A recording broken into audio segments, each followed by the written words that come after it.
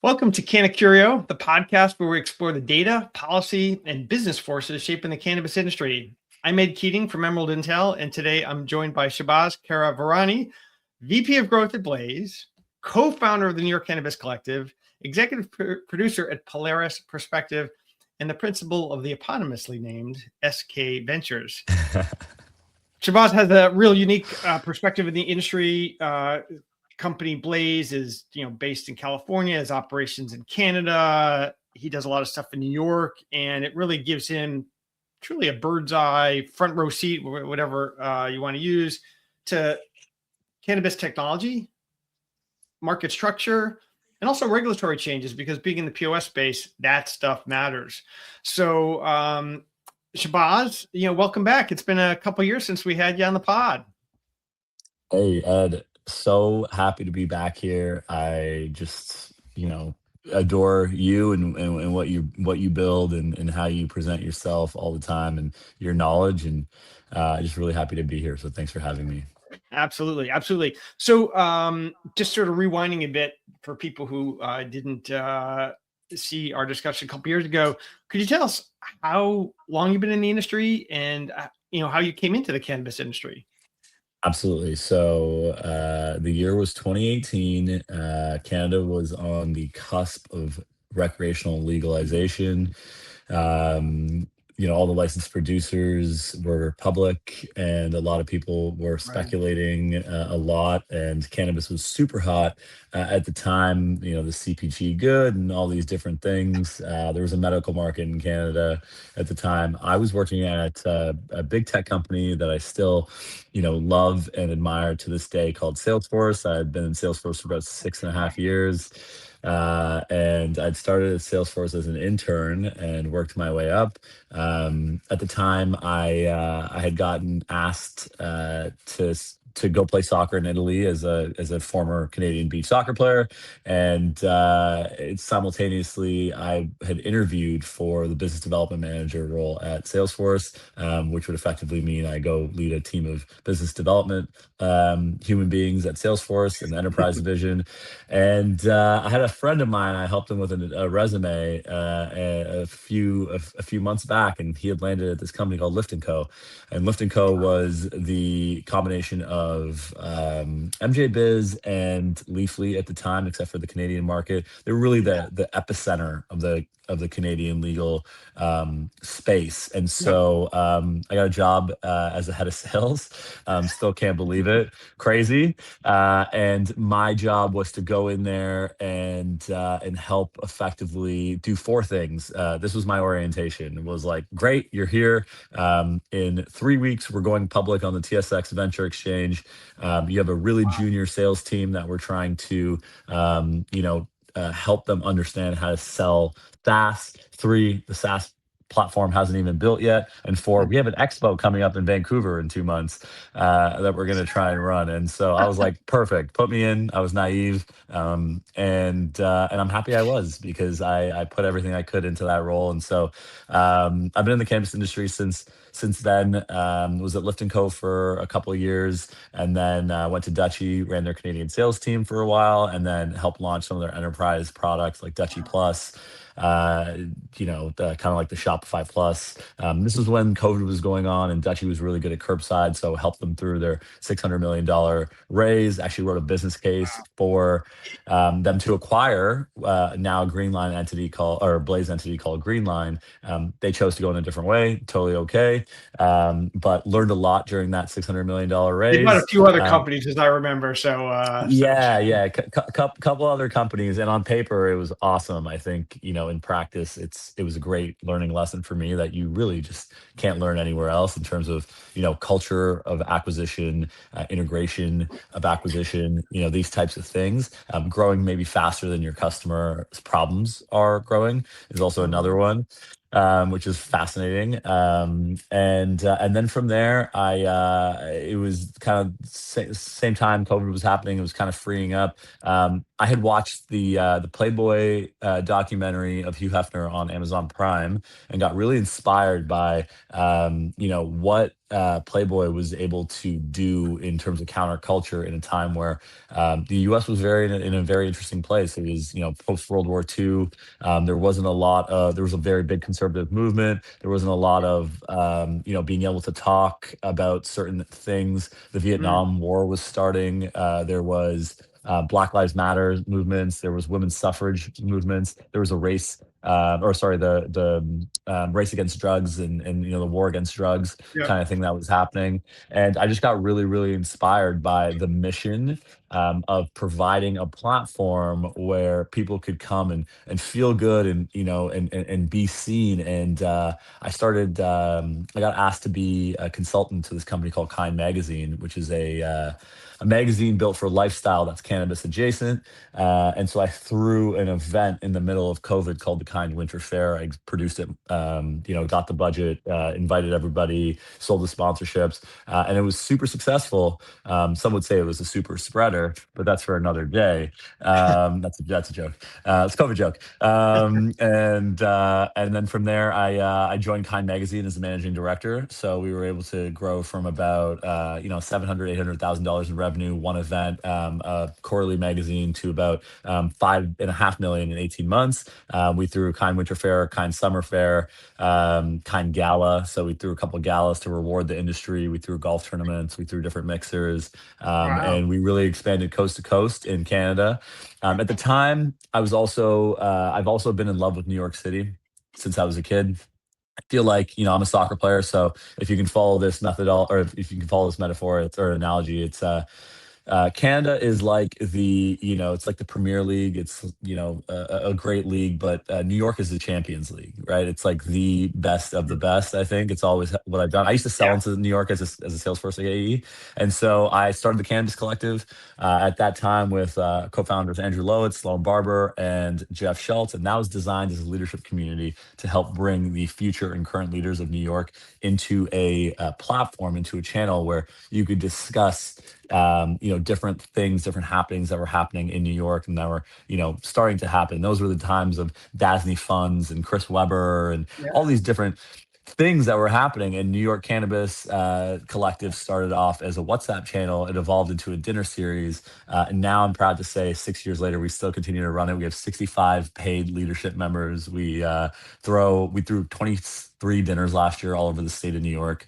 Jeez. We facilitated many deals. We have a WhatsApp channel, and we have a bi-monthly podcast that we got to get you on, and we got to get you on 9 a.m. Well, it's Thursdays. one that I definitely tune into. I mean, I learn a lot about the New York market. I live in Connecticut, so it's adjacent, and I like to hear what's going on there. So it's a great organization and has some top notch people in it. So Awesome. Yeah. absolutely. And then from there, and I should mention this obviously, but then I started consulting. I opened a fractional firm, started investing and consulting for different high growth companies in cannabis, outside of cannabis. And then I found Chris Viola's one day, and he's a young, a gritty CEO and really cares. And him and I started chatting. Him and I got to talking. So I started to be a fractional chief growth officer over there. And then for the last year and a half, I came on full time as the vice president of growth. Nice. So that's what I primarily do. And then just in terms of the You guys Polaris must have a heck perspective, of a inside soccer team, right? Geez, I wouldn't want to go up against you guys. no, yeah, he's an incredible goalie, and I'm the guy defending the goalie, the defender. There you So go. we got a squad, There's a but metaphor there somewhere. exactly. And then just to end that all, Polaris Perspective is just a leadership newsletter I write. It is about 5,000 subscribers. I write it twice a month, and it's not has nothing to do with cannabis. It has everything to do with just like leadership and trying to learn, because the more you learn in leadership, the less you actually know. I think that's true for life in Hmm. general. Interesting. Wow. Well, thank you for that. That's a great background, and I learned a lot just hearing it. Now, for cannabis, I mean, you came in 18 when things were still kind of frothy and interesting.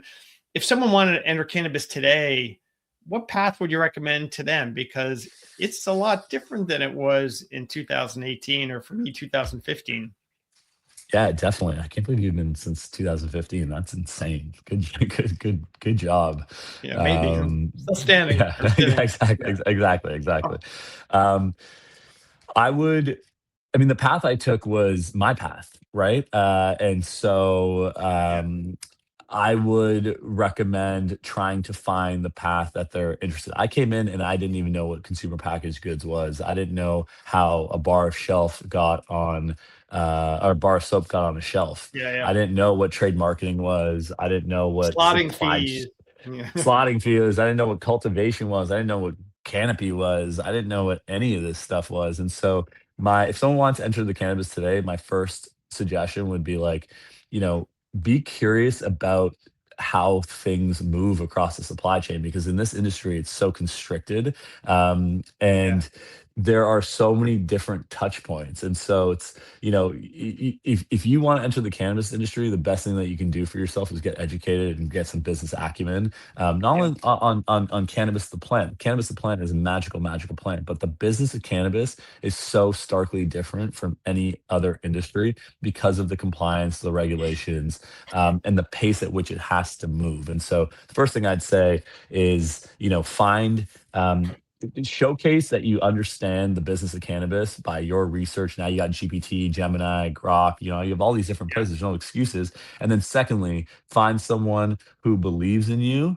And third, show that person that you know how to sell things, ideas, different pieces to people. Because in the world of AI, in the world of the pace of what we're moving to, I fundamentally believe that if you are a good seller and you can drive value and you can create relationships and you can, create projects and, articulate those things via executive presence, presentation skills, these types of things, you're forever going to have a job, whatever industry you're Yeah. in. But I do believe that those three things lead you to longevity in this space.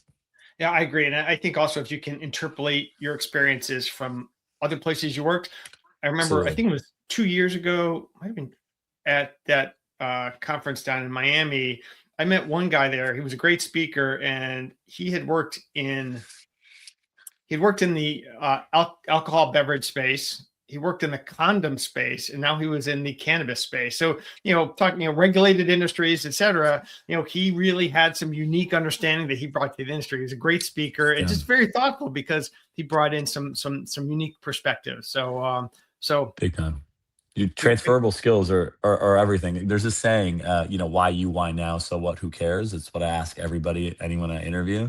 And it's like, it doesn't matter if you haven't and don't have cannabis industry to your experience to your point. It's like, what do you, what are you good at and how do I know that? And give me an example of how you've done it before in yep. previous industry. And that's funny though. That's a great trajectory, CPG to condoms to cannabis. Yeah, It's no, funny. crazy. So, in terms of experience and expertise, one thing that we wanted to tap into, Shabazz, with sort of your background and your perspective is sort of the markets that you touch. I mean, Blaze is headquartered, I think, out in California. There's a subsidiary in Canada. You're really active with the Cannabis Collective in New York. What do you see across these markets? I mean, I know you guys are in certain states, et cetera, but uniquely POS companies, Canatech companies get to see things on the ground in a lot of places. So I'd love your perspective on, Canada, New York, California, or, whatever geographies you want to choose. How are they different, and what are you seeing? Such a great question, and I appreciate it so much.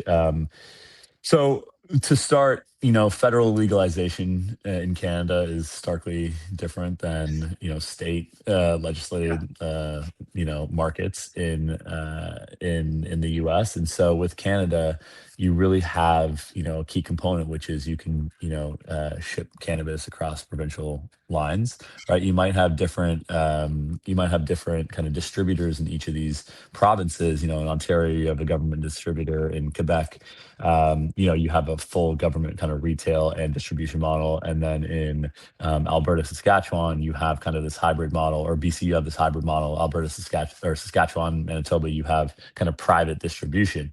But at the same time, I can still make my weed in, BC and ship it across, Right. wherever. Or, in Quebec, you have energy that's subsidized. And so, a lot of the Quebec cultivators have a strategic advantage just on the energy side of things. And so, they can ship it across provincial lines. That's okay. In the US, you can't do that, right? Like you have to Correct. create, partnerships and on the ground kind of processing and cultivation. And, you really have to make sure your QA is the same as it is in, California, as it is in Missouri or New York and so on and so forth. And so I think the big difference there is that, you really have to trust your process. You really have to trust your people, and you really have to make sure that you have the right touch points and the right strategy if you're in, the US. A lot of California brands are coming into New York, right? Yes. Previously, a lot of California brands were Legally in New and York illegally. legally and illegally, baby. Like that's exactly right. You're right. And now Metric's coming in and they're trying to really reduce inversion and these types of things. But I feel like the biggest difference really is in the states and Canada are is that. In addition, across Canada, New York, and California, you have different maturation cycles, right? And different paces of these maturation cycles. So California has been, legal for quite some time, and they kind of hit a peak, and now they're starting to consolidate a little bit, right? Yeah. Whereas there's still more opportunity because a lot of these counties haven't actually opted in. However, you're starting to see a lot of consolidation, a lot of brands move out of California, look at new pastures. In New York, the same thing is already happening, but the pace of New York is so fast that it's happening, 2, 3 years simultaneously, right? Mm. And so, or ahead of schedule. So you have, New York that's doing really well, that has density, that has a lot of, cannabis consumers in a specific, zip. But because of that, you have a lot of choice, and at the end of the day, you're still selling the same thing, which is you're selling a weed to or cannabis to people that may not necessarily know exactly what it is, or you maybe an uneducated buyer. And so you're constantly fighting for the same customer, and you might be losing out on the illicit market. In New York, there's a Yeah. massive illicit market. And so I'd say that two of the best markets are really New York and California. And what I've seen is that a lot of, if you're a vendor, if you're a brand, if you're someone who's selling into the retail environment, your job doesn't become only, hey, take my thing, take my weed, take my POS, take my e-commerce. It has to be, hey, here's how I can help educate you so that you can make the most out of what I'm giving you, so that you can continue to increase your margins, you can continue to sell more, you can continue to reduce labor. Like, Yeah. I think vendors need to be educators, leaders, advisors, consiglieres to their retailers, Well, because it's, yeah, yeah, sorry, go provide ahead. the solutions. The analogy I love. It's so simple. It's like nobody wants to drill. Everybody wants the hole. Exactly. That's a you really know, it's simple, but give me the solution. Cut to the chase. So I think you're exactly. absolutely right. Absolutely right. Uh, and to your point, which market is the structurally healthiest right now? Um, God, that's a good question. Maybe Missouri, because there's limited licenses Mm, in Missouri. Perhaps it could be New York because they're still not at the point of supreme consolidation. yeah. We're in so many markets. I'm at the point where I'm in so many markets. I'm traveling so much that when I'm at like a restaurant or a bar, like the other day, I was guessing where 3 or 4 people were from because they were all across the United States. But it's because I've been to these states and I can actually, understand the persona now. And so, I don't know what what market is structurally healthiest right now, but I would say it's, maybe Minnesota, right? Like Minnesota is like starting Early to bubble days. up early, Yeah. exactly, early days. You know what? You know what, Ed? Canada's the most healthy.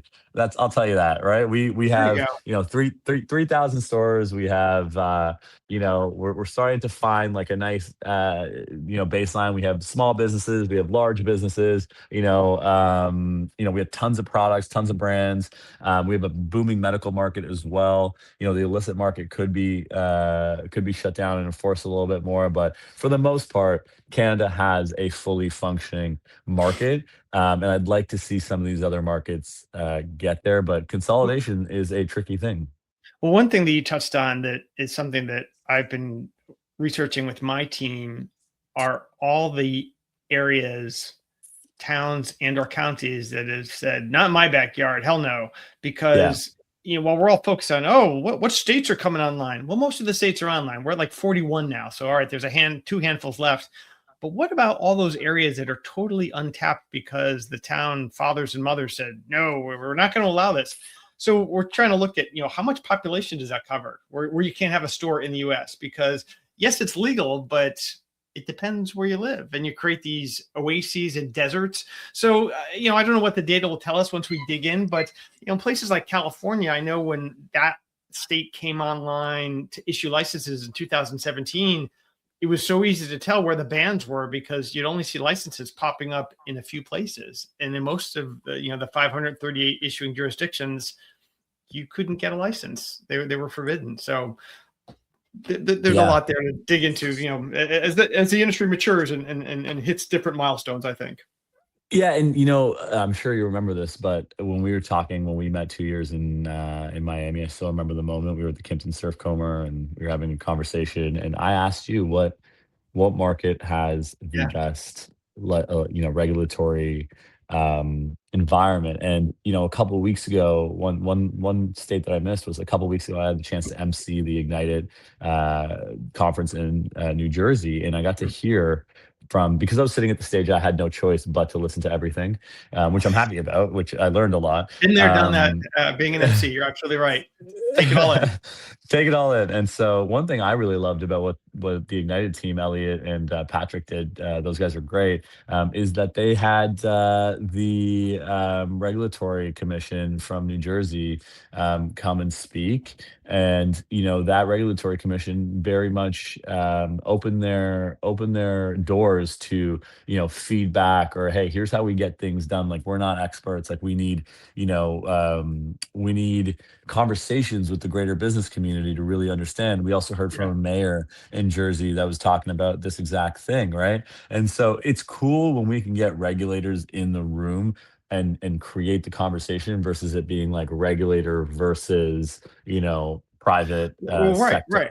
And in the regular piece, I learned this last year. I did a big giant white paper on violations across the United States, where we documented like the 2,400 that had been issued in 2024, where they were, what the fines were, all sorts of stuff. But in working with CANRA, the group of cannabis regulators, I learned that a lot of that regulation doesn't come from the regulators. It's decided by the legislature. The regulators are merely there to enforce it. And, understanding that, it gives me a lot of empathy for the job that they have to do, because a lot of these things sometimes have to go back into, the legislature to get changed or updated. Like they're trying to get rid of the taxes in Michigan or drop them. And it's not just flick the switch, or the governor can't just sign something. So it's a tough thing. So kudos to the Ignite team for bringing in regulators, because I spend as much time as I can with regulators on the phone, in person, because we need to understand what they're doing as well, so that we can help our customers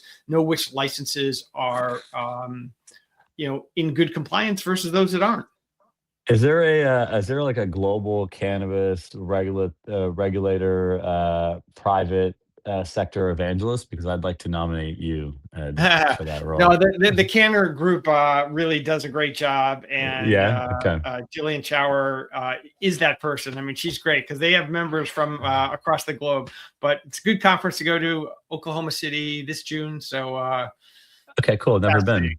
fascinating. So well, anyway, let's move on. I wanted to also sort of somewhat self-servingly ask, how does your team use the Emerald Intel data? Because you guys have been customers probably since I first met you 2 years ago, is when the team moved over to the Emerald platform and have been on it for a good couple of years. So how do you guys use it? What do you get out of it? Would love to hear that.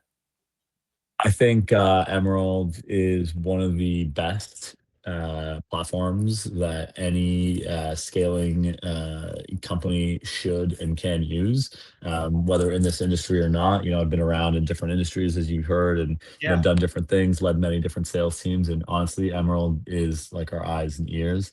When we're going into a new market, the first thing that we do is run a search in Emerald, start to see what licenses are there, start to see contacts, start to understand really the lay of the land within Emerald. The second thing is, we're heavy on lists. I have this joke, but I'm like, my mom used to make lists about lists, and I was like, why are you making lists about lists? And now I get it. I get it. As an adult human being and a sales and growth leader, it's like we just got to make lists. And so Here's mine, man. It's Emerald. color coded. I got it every day. I print it out. What do I have to do today? So I'm with you, brother. I write in my notebook, but I can't even read my writing sometimes. So therein lies the challenge. Emerald for us is honestly a game changer. It's a staple. The fact that we can create our own lists is absolutely one thing. Going into a market, seeing how a market's changing, new licensees, the pace. One of the reasons we created the Cannabis Collective is because the pace of this industry is so fast that it's too fast. It's faster than the internet, which is crazy to think. It's faster than AI. Put it that way. Yeah. Um, Emerald gives us that speed that we need to stay on top of trends, especially as a lean team. So, for me, with a lean team, it's always where to play, right? If where to play is always going to be the number one thing, because everything's an opportunity cost. Do we play in Minnesota? Do we play in New York? Do we play in Ohio because they have a regulatory change? They just launched pre rolls not too long ago, or do we play in Oregon where low dose beverages are now coming to fruition, right? Yeah. Do we maintain the moat in California, or do we go and understand Utah? Like there's all these different decisions constantly coming to the forefront, and without Emerald's ability to give us the data that we need, give us the contact data that we need, so that we can start to really understand that territory, I think it'd be really, really challenging to run our business. In addition, one thing I really love about Emerald is the team is always willing to jump on the phone and do some list building and some different pieces with us. Like Allison on the Emerald team is awesome. Stony, Great. Brandon, like yeah, they're just it's just it really feels like the value of what I believe a vendor should be is evident, because it's not like, hey, here's your fork, go eat this piece of pie with it. It's like, hey, here's how you eat this piece of pie, and this is the bites that you want to cut It's a up. And partnership. like it is a partnership, and that's exactly what we just talked about. And so it's super responsive. Like the tool itself is incredible, but it's also the service success, and the knowledge that you all provide. Simultaneously, one of the things that we've been starting to do is we've been starting to go into the hemp CBD liquor store market in terms of regulated retail. Yeah. It's kind of a small piece of the pie for us, but we believe it's a valuable piece of the pie, and also puts us in different conversations, allows our technology to expand. And we told you, hey, that's something that we were looking for. And guess what you did? You built that out for us, Yeah. Yeah. which is super cool. And so, how many companies can you say does that, right? And so yeah, I'm a huge Emerald fan, and literally half of my job is evaluating technology, which is so funny, because all I'm doing trying to do is sell technology, and now I'm in the Well, seat right. where I have to evaluate technology, or things, and it's like I just can't believe.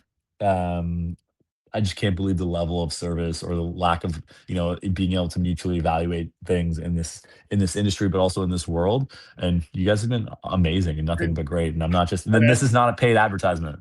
No. It's not. No, I appreciate that. And we talked about this last year. We've done a lot of work with the smoke and vape shops because those are licensed typically in most U.S. states. So that's another big uh, piece of data as well. As you guys continue marching on. But you talked about you evaluating technology and selling technology, and that makes me want to flip this to what you see in your customer base, because obviously you and your team are very technologically savvy. You get it, but we still hear that there's cannabis operators that are still working in spreadsheets, or they're, trying to figure out their seed to sale. So, what are you seeing in terms of, how operators are maturing on the technology adoption cycle, or are they still some dragging their heels?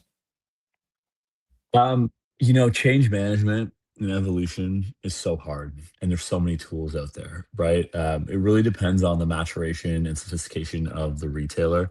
How you're going to evaluate and move technology stacks is different from the moment that you're getting set up for success in a 1, 2, 3 store operation versus if you're trying to take that next step and scale to 5 to 15 locations, or different states, right? Or you're this enterprise, right? And you're public perhaps. So like there's all these different signals and these triggers.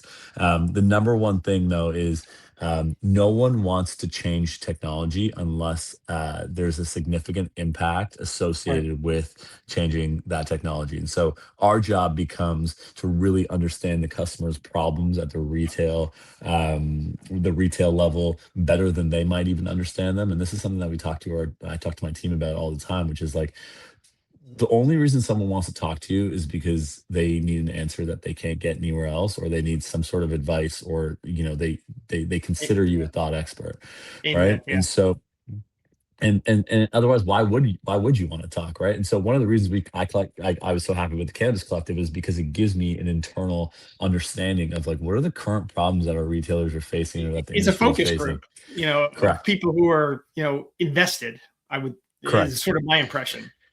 And so, with technology, it's all over the map. And, there's, a key component of number one, actually evaluating the technology and making sure that, so like I'll give an example. Internally, if the other day I was evaluating DocuSign versus PandaSign, and there was one thing that I was just having a problem doing. It's a document management, ecom document management Yeah. platform, and I was having a hard time with something, and our renewal is coming up. And so I said, I got an email from PandaDoc. I said, fine, sure, like let's talk.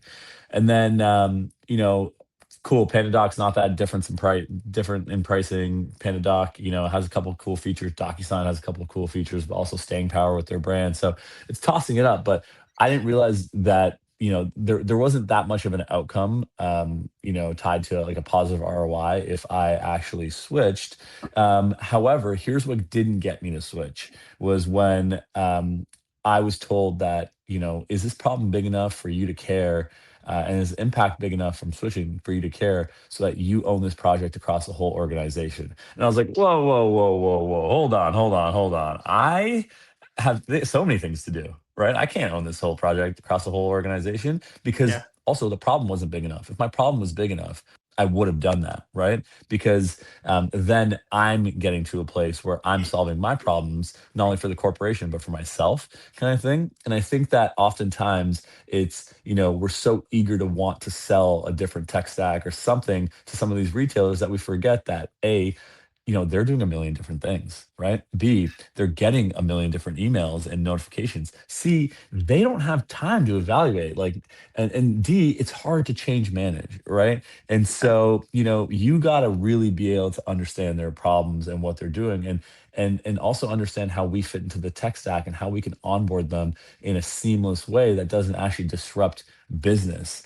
And so, in a very roundabout way, I think that we're lucky that we have the technology we have in this industry. My dad opened a pet store. He's like retired, but just literally can't sit still. So he's opened a chain of pet stores. And I've been evaluating some of the technology in the pet Oh, industry, cool. and I am fucking blown away, Ed, by like the lack of technology or options in different ways, whether it's like tracking expiration dates automatically, or whether it's like an aggregate data platform where you can start to see different pricing intelligence on brands and things like that. I'm like, this doesn't exist. And I Right. think that we're so siloed and we're just like, oh, the cannabis industry, this, cannabis industry, that. But it's like the pace at which you have to move in this industry is so fast that cannabis retailers are actually lucky that they get the technology that they get. Totally. It's just that there's no criteria for evaluation half the time. Well, yeah, And it's so so, missing a data standard. I used to work in the financial information industry, and that was all about data, standardized data, and really trying to understand the financial information supply chain. And we don't have a cannabis supply chain data set yet. I know people have talked about it, but a standard would probably be welcome, and it would create a lot of efficiencies and probably get rid of a lot of players that are marginal and aren't offering much to the industry. But that's for a whole nother podcast. Maybe that's something for the collective to discuss, which brings I me would to New love York, that. which is where I want to go next. Yeah. So you touched on New York a little bit earlier. There are a few things that are sort of top of mind for me. We've got seed to sale coming into play now. And there's a new sheriff in town. John Kagia is now running the whole thing, which, I was just waiting for that to Yeah. happen. Didn't surprise me. Good choice. But what do you think of these two developments? Because, they're both pretty meaningful in the market that's, where everything is scrutinized. Yeah. I think John Cagia coming in and being the sheriff in town is really, really important. I have a special affinity towards John Cagia. I met him through my dad actually a few years ago at the United Nations Summit that was thrown by Regenibus. And John's born and raised, I believe, in Kenya, and so is my dad. So they were speaking Swahili together, which is really cool. And that's how I met him. And years later, it's like he's the chief in town. I think he's thoughtful. He's analytical. He has a deep, deep care for the state of New York, this industry. He was at New Frontier, I believe, before, Yeah. so he, looks at data, understands trends, and I believe that he has the ability to really continue to drive the regulatory framework and just the feedback of the industry in a way that when we look at top regulators, like he's actually there listening, he's actually on the ground, he's posting, he's trying to learn, he's trying to make decisions that will impact the industry positively. So I'm pretty happy that he Yeah. is He's like a regulator, he's a not a sheriff. politician, if you will. Like he just seems somebody Yeah, who's there to get it done and do it well and do it with integrity. I mean, it's just how I've always experienced him in all the years that I've known him. So yeah, excited for that. me too, me too. And then in terms of metric, I think I think, I mean, I like the Metric team. We integrate with them. I think the timing was maybe a little ignorant. There was a lot of questions that needed answering, and a lot of retailers initially had a deadline of December 17th, which is in the middle of their selling season. I also think that there was on the supply side of things, there was some forecasted pricing in terms of tags that wasn't necessarily accounted for. And New York State has a lot of challenges, right? There's many, many, many challenges with the rollout. And so I think that after a market finally being rolled out, and then to apply some of these different fees associated with things, I think it got a little challenging. So, do I think the rollout could have been better? Absolutely, I do. Do I think that it should have been initially rolled out as the market was rolling out? Absolutely. Yeah. Obviously, BioTrack metric was a that happened, but I also am happy that Metric's finally here because it brings a lot more validity to the supply chain, and we talked about a little bit about inversion, and hopefully this creates a framework where like there's no illicit cannabis, illicit real cannabis in New York State, right? Like Yeah. I Yeah. don't want to go to a smoke shop and be able to get jeters. I mean, I do because I don't get taxed on them the same way, right? I mean, I don't. I'm just being Yeah. facetious, but I think it's really, really important for the validity of the industry to make sure that we had a seed to sale compliance. But I Yeah. also will say that it's such a like it's a change in workflows, and I just don't think there was a lot of information. And there was a lot of expectation on these retailers without like true resources. And so Blaze really tried to be that resource in a lot of ways. And, we were kind of trying to get on webinars, even if you weren't a Blaze customer, trying to go through workflows, trying to go through different things, receiving, ordering, et cetera. So I think it could have been better, but I'm happy it's here. Well, that's good. That's good. Now, continuing our look forward as we sort of head to the last couple of questions. Rescheduling. We've been talking about it forever, forever, since before you even entered the industry, I think. So, one question I'm kind of curious is, what does rescheduling mean for Blaze, if anything? You're obviously already in Canada, it's already federally legal. You know what it's like to operate in a market that doesn't have the same kind of headaches that we have here across our 40 sovereign states.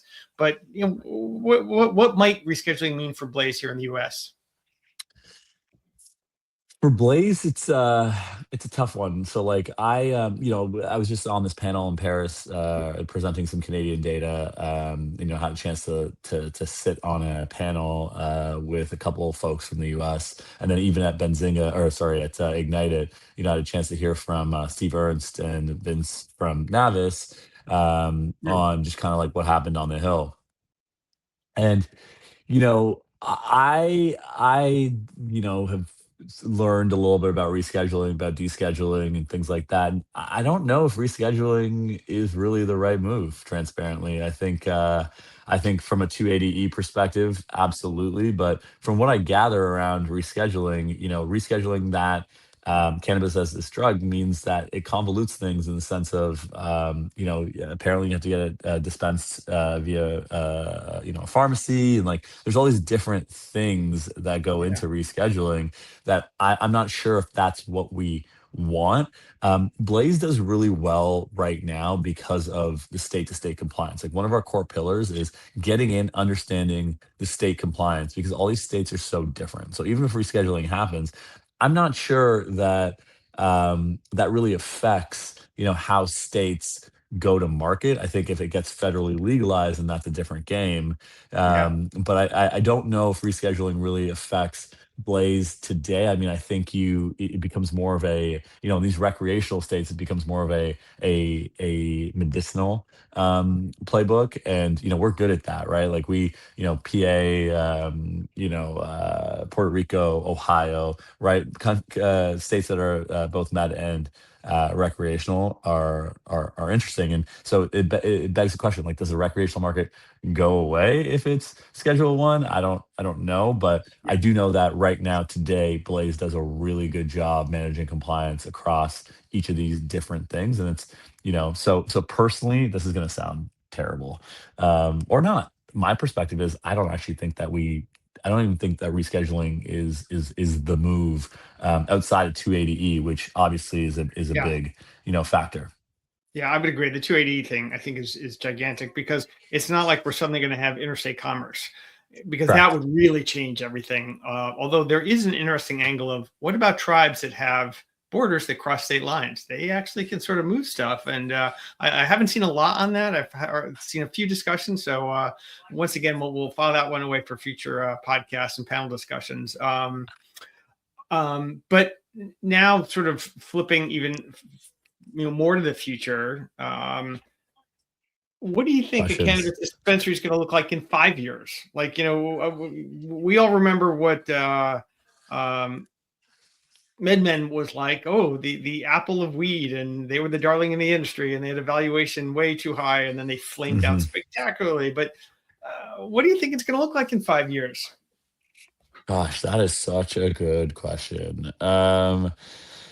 Well, at one point I do want to talk about the mainstream fintech entering cannabis payments, things like that. I know we might not have enough time, but Yeah. that's a really interesting one. I think cannabis dispensary look like in 5 years. I mean, first and foremost, you should be able to go into a dispensary and be able to pay by Visa and Mastercard, kind of like you can Yeah. in Canada. I think And some not of and not these. get your driver's license scanned. Not get your driver's license scanned. It's always interesting to me when I go into New York dispensaries. I'm like, I helped build these stores, and I gotta get my driver's license scanned. But no, I think I don't think there's gonna be too much of a change. I think you'll still have your unique store footprints. You'll have some of your larger players. Right now we work with an organization in Canada, Fika, that has about 250 doors. So I think that they'll continue to drive and be you'll continue to see larger players kind of dominate commercial areas, but then you'll also have your mom and pop stores, right? Yeah. I think that cannabis dispensaries will have a greater distribution on their shelves of, you obviously have flower, you have vapes, but I can see topicals making a big entrance, being part of it. I think that, in a perfect world, not from a dispensary perspective, but in a perfect world, and this is why the hemp piece is so interesting to me.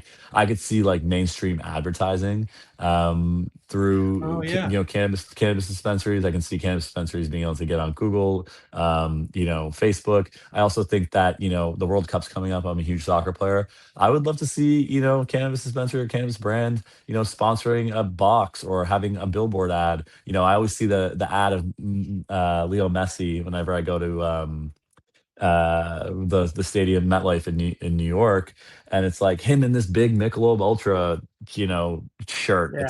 It's like a 20-foot tall thing, and it's him in a Michelob Ultra shirt, and I'm like, why is this the move? Like, what kind of signal? I'm like, you can sell beer on the world's best player, but you can't, talk cannabis. One story really quickly that I found hilarious Yeah. was in New Jersey. Girl Scout cookies. The Girl Scout cookies that the Girl Scouts sell. So they had their highest selling day ever at a New Jersey cannabis dispensary, and people were outraged at it. People were outraged, like how? And I'm like, why is that such a massive deal? Like it's age gated, it's legal. I'm the proponent that you'd rather know and you'd rather go and educate your children on like same thing kind of like what you do with alcohol than like you just being able to get this, at an illicit market. Or you have to go to someone's house, pretend to watch a cartoon so you can get a half gram of some whatever flower that they have. Yeah. You know what I Right. mean? Like the world has changed, and so I do think that I do think there's going to be a mix of kind of the Apple stores, the liquor store commoditizations. If hemp beverages stand, but I do think also that there's going to be your classic like NYC Bud in New York is a great example. Their branding is of a New York subway station, right? Oh yeah. Yeah. And yeah, and like stuff like that. So I think there's still a lot of unique aspects to this, and still a lot of ways. But I also think that there's going to be a ton of consolidation. And one of the things I didn't mention, but I run a company, co-founded a company in Canada called CanAcquire, which helps buy and sell different retailers. And so you're going to start to see a lot more consolidation, and maybe some of those multiples go up a little bit. Makes As sense. yeah. Yeah, I mean, we've been watching it too. We track M&A and watch the licenses move and the pricing, and it definitely seemed to be uptick a little bit here. I mean, it's still way down from 2022 where it was just off the charts. But yeah, I would agree, and I think it is a brave new world. We don't know all the things that are going to happen. Thanks to rescheduling or not. 280 would be big, and yeah, it'll be interesting to see what things look like in 5 years. But you had touched on one point that you want to dig into. So in 5 years, will normal fintech have come in? You mentioned the credit card rails coming in. I mean, do you think we'll see more of that, assuming that there's some sort of federal regulatory relief, if you will? I mean, cannabis is such a bit like, we all think it's a small business because we're in silos by states, by countries. But if you Yeah, put the globe together, and then you put, just the amount of dollars that are going through, things like Blaze Pay, Dutchy Pay, all these different, white label solutions, and you look at just the density of people within these states that are purchasing cannabis and the repeat purchases, I think it's just a massive missed opportunity for Visa, Mastercard, even online payment processors like Stripe. You can't use any yeah, of those, right?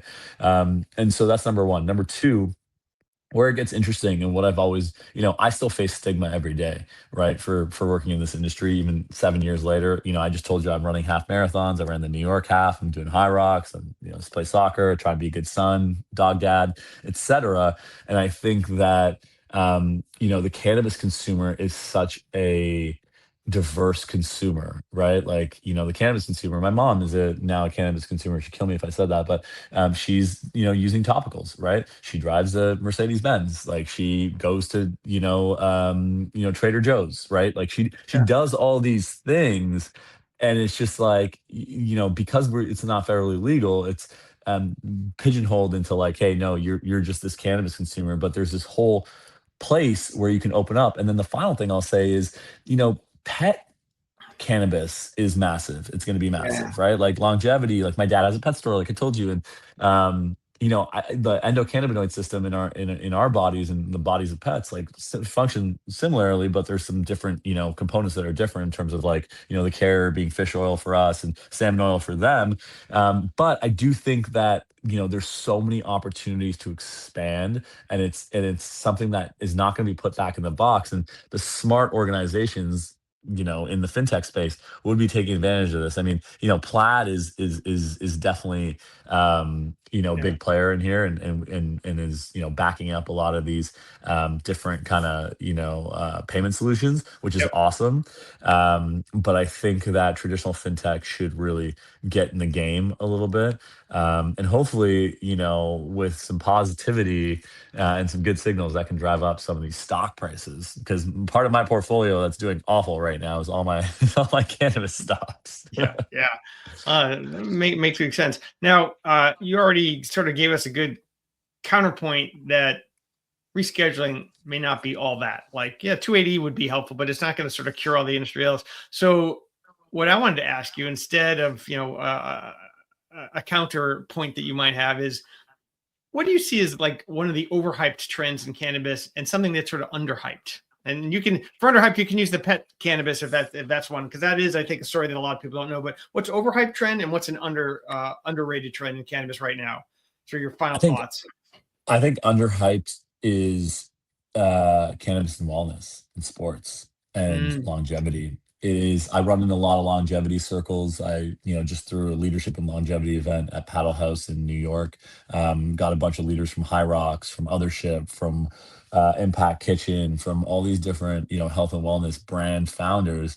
And I had Winky from Bodega Boys come through, and all these different people. And it's like no one's talking about cannabis and wellness as much as we should be, because that is a huge longevity booster, especially from the pairing with your mm, CB1 CB2 receptors in your endocannabinoid system. So the science tells the story, but institutional research, because it hasn't been rescheduled, has always been lacking. And I think that's a huge area that is underserved, and it's um a personal passion of mine.